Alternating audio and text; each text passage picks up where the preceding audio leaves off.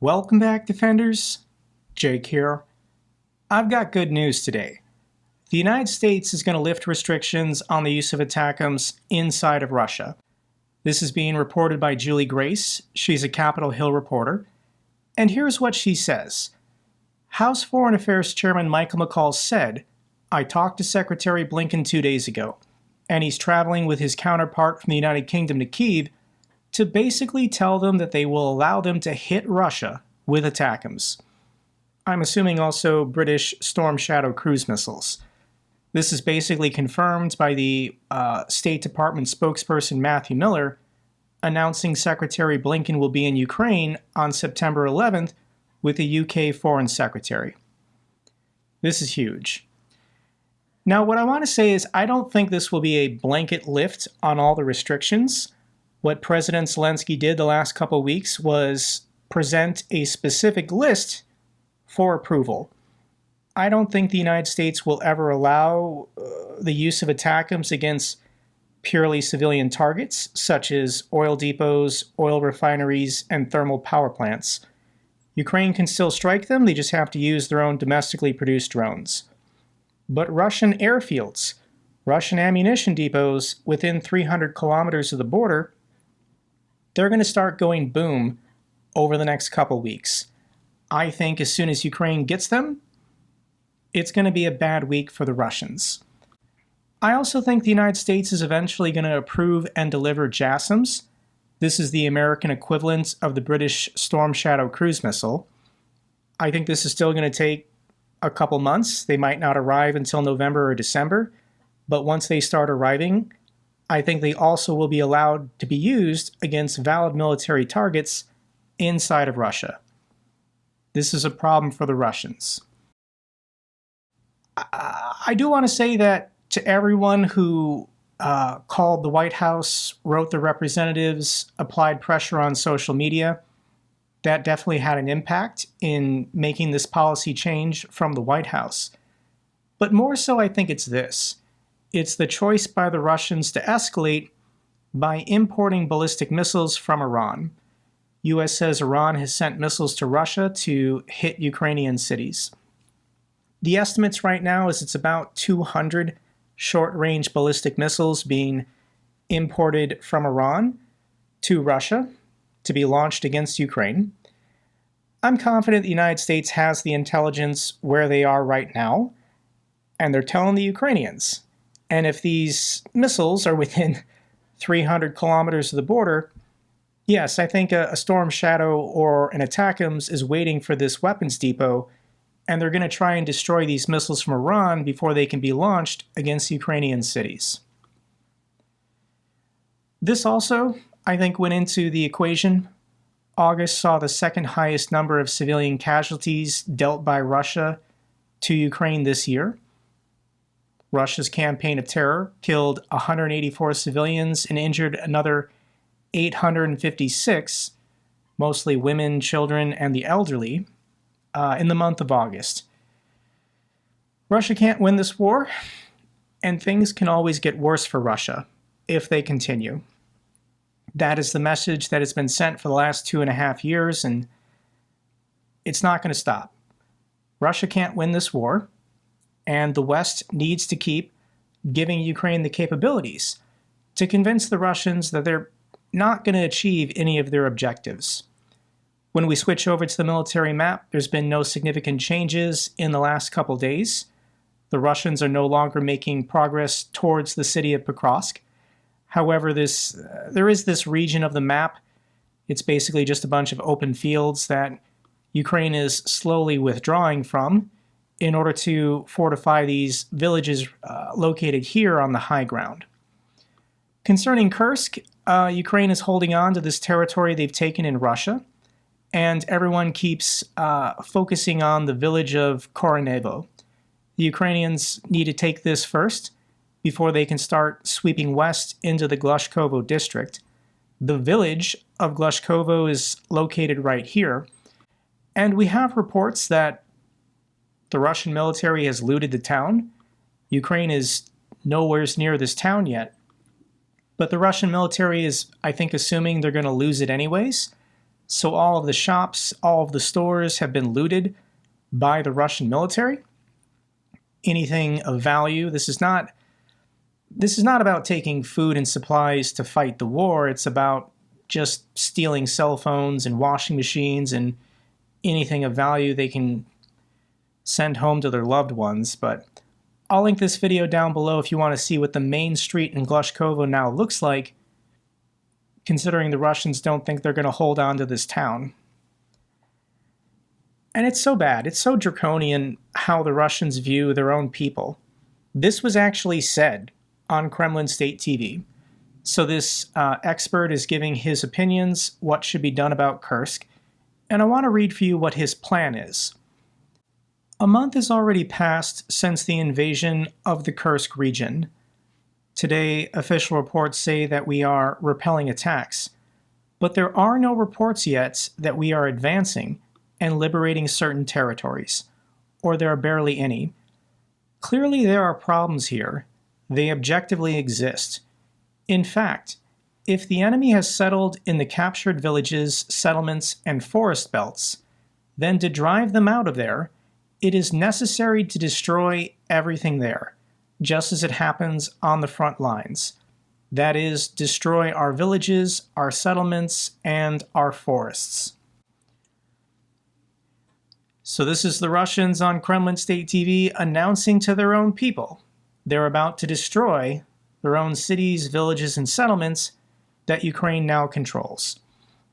And sure enough, there's already pictures and videos of Russian aerial bombs landing on residential homes in the occupied territories. It's estimated that about 18,000 Russian civilians stayed and are within the Ukrainian occupied regions of Kursk. Russia has already started bombing their own cities, killing their own people. They probably view anyone who stayed behind as a traitor anyways, for not fleeing the region, but yeah, this is pretty heartless. Russia just doesn't care about any of their own people. This is a big story.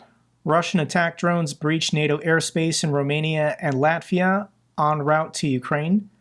Russia faced renewed condemnation after its drones targeting Ukraine breached the airspace of Latvia and Romania. So Latvia has confirmed that the downed Shahed drone had explosives in it before it crashed. And I don't really understand this. How do you accidentally fly over Latvian airspace trying to get to Ukraine? If the drones were launched from Belarus or Russia, how do you get to Latvia? So this is either sheer incompetence or a deliberate provocation. Russia is just doing this to mess with NATO and to aggravate the people of the Baltic states. Concerning Romania, this is more concerning. Romania finds wreckage of Russian drone on the border with Ukraine, and Romanian F-16 fighter jets were scrambled in response to the drones entering their airspace. So it was 3 of them. 3 Russian Shahed drones deliberately flew over Romania to strike targets in Ukraine, and Romanian F-16s intercepted them and escorted them over the border. They deliberately did not shoot them down. The reason why Romanian F-16s did not shoot down the drones is, what if you shoot down the drone and it crashes and lands into a Romanian farmhouse, killing a Romanian citizen? So the Romanian government decided to let the drones continue on their flight path to strike their targets inside of Ukraine. I get it that Romania and Poland or whoever don't want to intercept missiles and drones over Ukrainian airspace, but they have to do it over their own airspace when Russia chooses to violate it. For the last 2.5 years, the Russians have been using missiles and drones violating Moldova's airspace. They don't care. But you can't do this to a NATO country. If the drones or missiles go over NATO airspace, they have to be shot down. I don't know what to say. This is pretty disappointing. And I think political pressure needs to be applied on Poland, Romania, Latvia, Lithuania, if missiles and drones go over your country from Russia, they have to be shot down. This is a bad story. Chancellor Scholz urges speedier efforts to end Russia's war on Ukraine. So the Chancellor of Germany is now calling for peace. And by peace he means Ukraine must give up territory to Russia in order to get a ceasefire or a peace deal. The Chancellor of Germany is now joining the ranks of people like Viktor Orban of Hungary, Lukashenko of Belarus, Turkey, India, China, Brazil, all the people who think they have the perfect idea how to get peace in our time. Ukraine just has to give up their territory to Russia. So what Chancellor Scholz is doing is he's responding to internal political pressure. In East Germany, they had regional elections a couple weeks ago, and the far-right AfD won some seats. They got a lot of votes, like a lot. And the AfD, they're basically Nazis, or they're sympathetic towards Germany's Nazi history. And surprise, surprise, the Nazis in Germany love the Russians. We have Nazis here in America as well. They also love the Russians. I struggle to understand why it is that Russia claims they are ridding the world of Nazis when all the Nazis who live in the West support the Russians. So Chancellor Scholz is incredibly unpopular in Germany. I don't know why making this announcement or flip-flopping would change that. I don't see the AfD warming up to Chancellor Scholz just because he made this announcement. He's more likely just to alienate more of his own supporters. But here's a public opinion poll in Germany, and 77% of Germans say that Chancellor Scholz is not achieving his proclaimed aims, while only 17% of Germans have a favorable opinion of him. Even in Scholz's own party, the SPD, 49% of his own party members view him negatively. So there's going to be some more political upheaval in Germany next year when they have more elections, and I don't know what's going to happen. But this is not good news generally for the Western Alliance. Here's some thoughts from Garry Kasparov.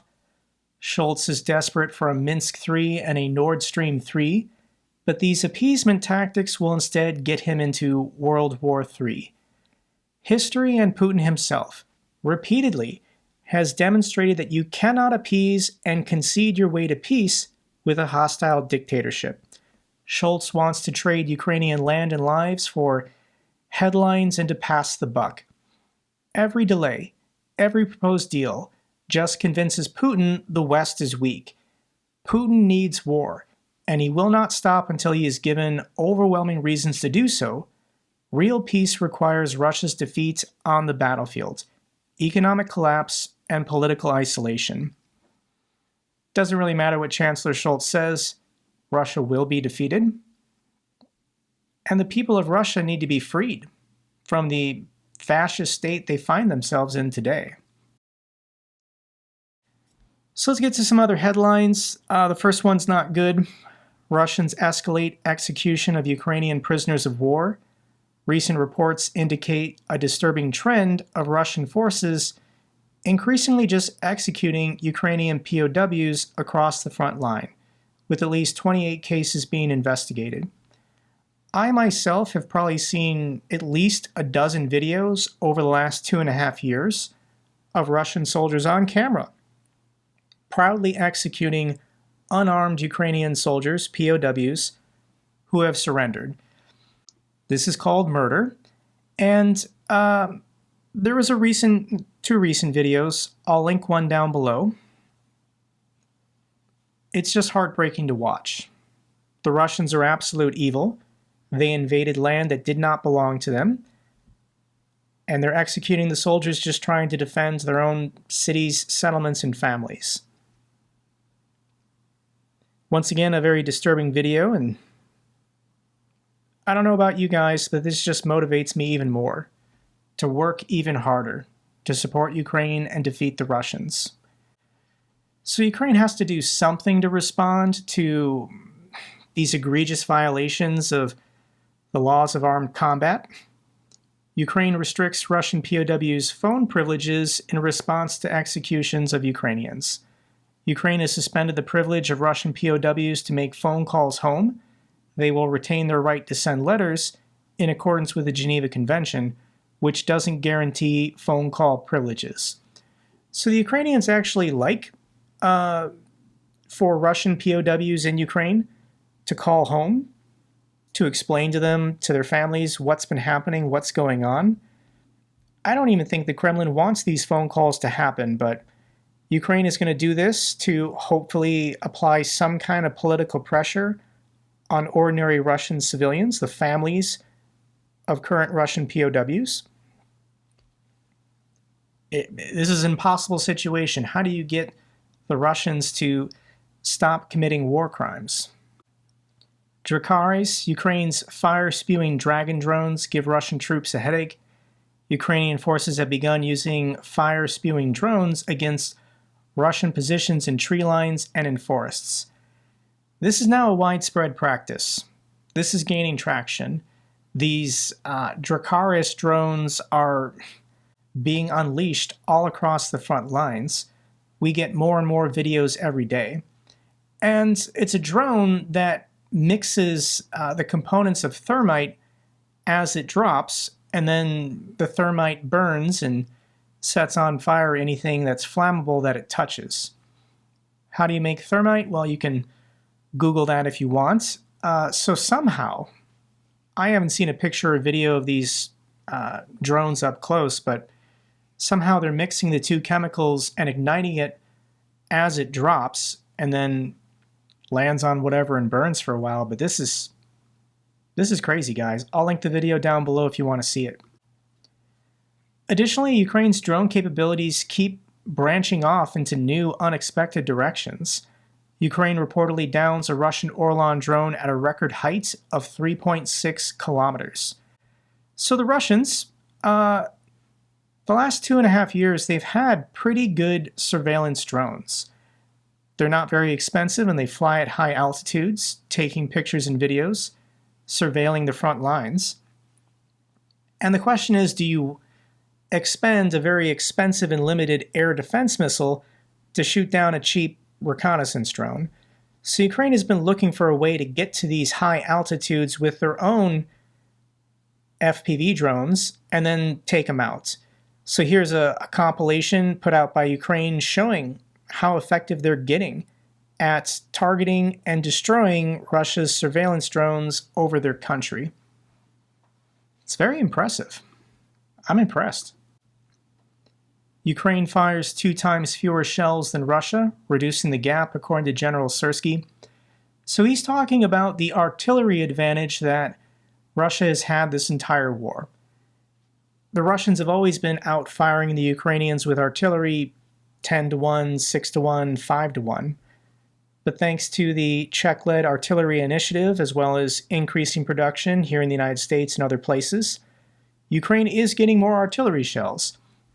And they're only being outfired 2-1 or 2.5-1. It's progress. We need to get this up to 1-1.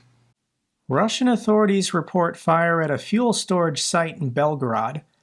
Russia claims a fire at a fuel storage facility in Belgorod was caused by a Ukrainian drone strike. It's probably a safe bet. This sounds like bad news. Kremlin sends cadets to front line to cover troop shortages, according to partisans.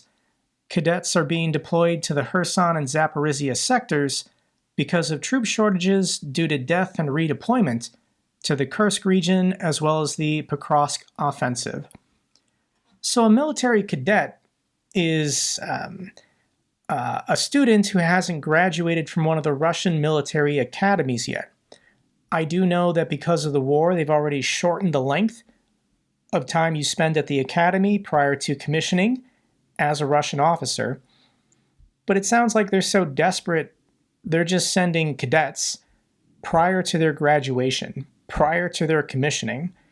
These Russian men would be 19, 20, 21-year-olds, not yet lieutenants, and they're already being put in charge of contract soldiers and whoever. Things are going great, Russia.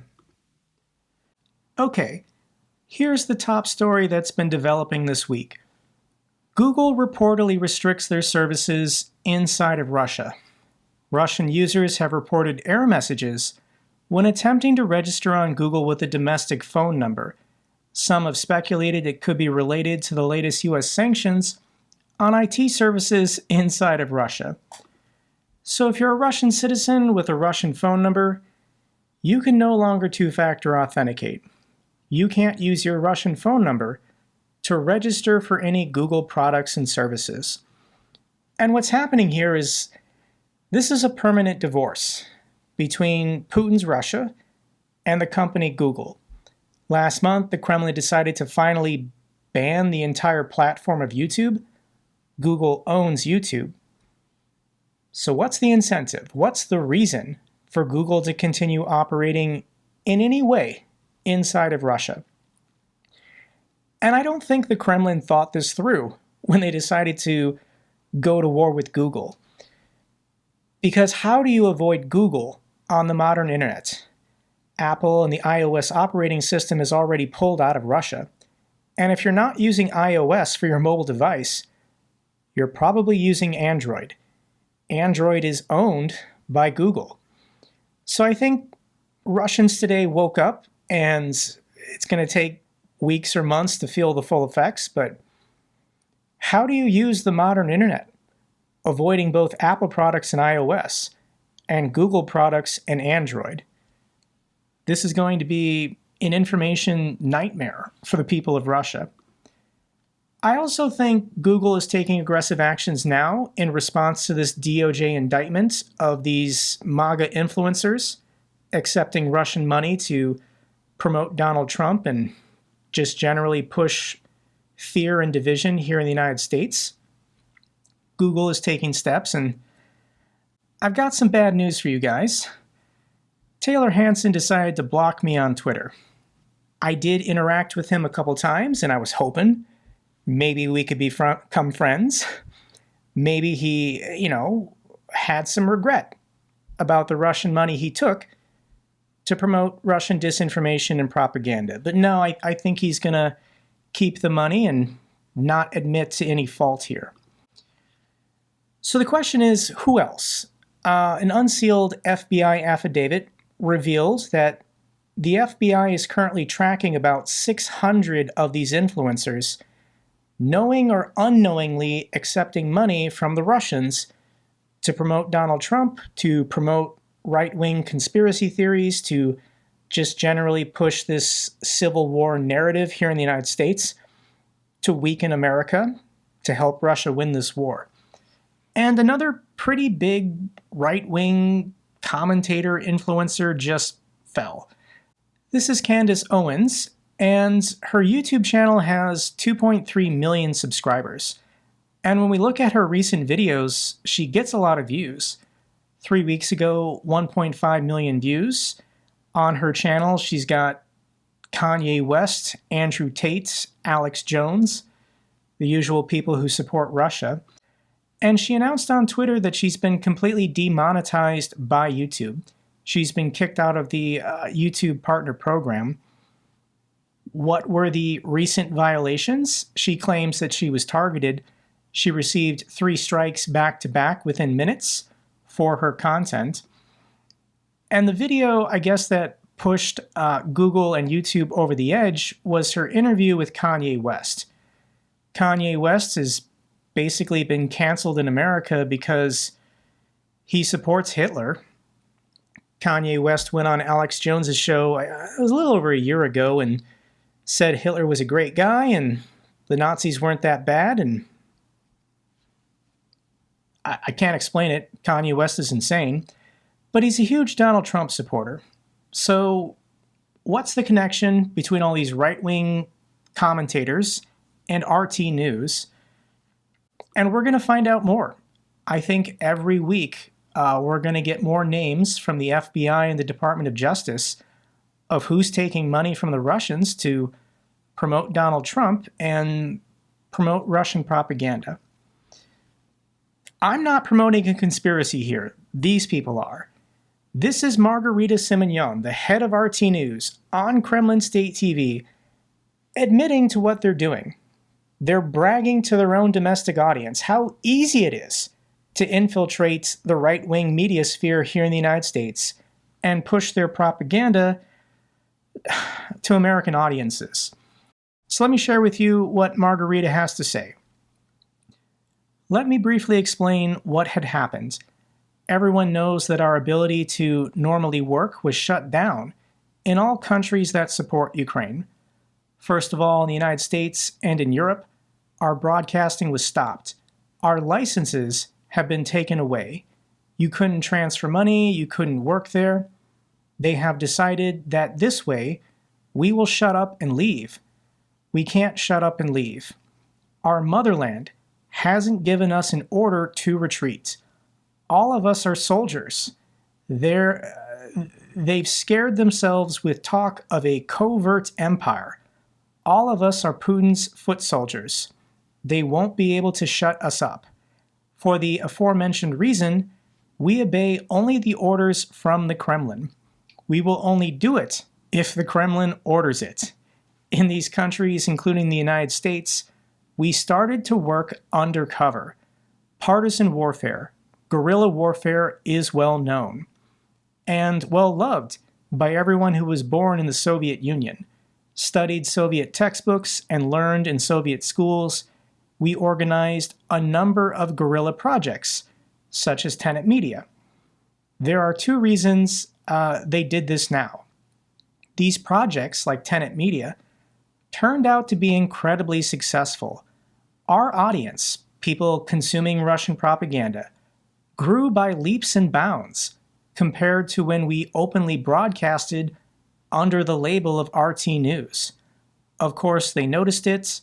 Last year alone, our English language projects, such as funneling money to right-wing influencers from Tenet Media, got nearly 14 billion views. It's painful for them. This is more than a closest competitors, BBC, CNN, Al Jazeera in English. Solyov then says, "You have no competition.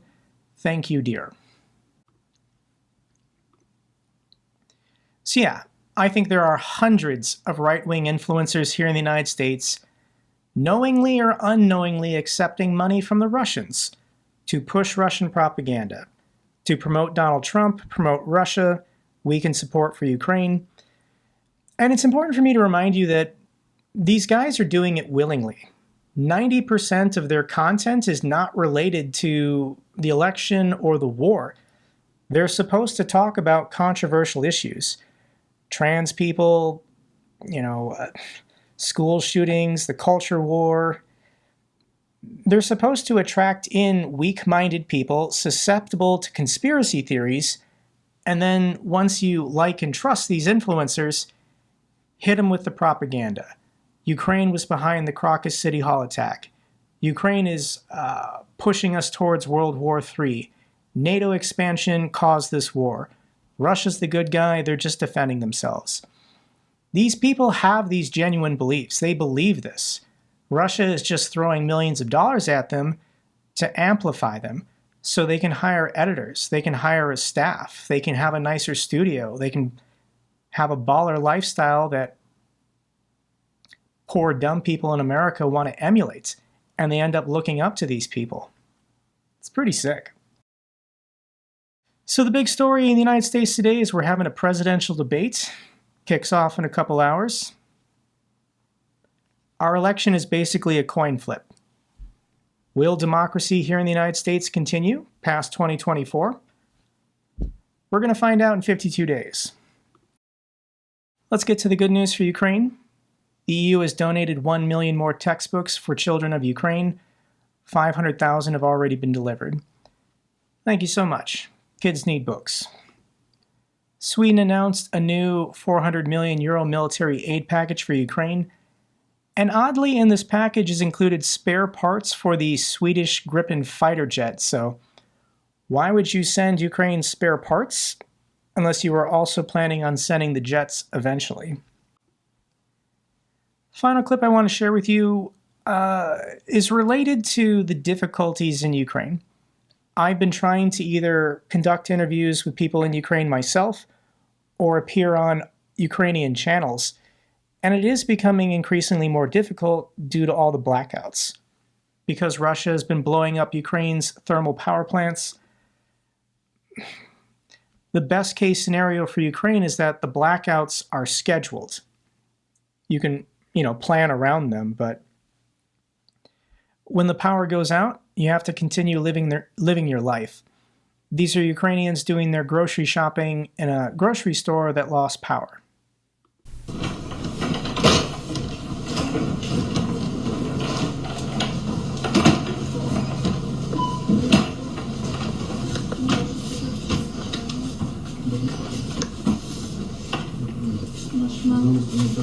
Не хочеш оці маршмеллоу?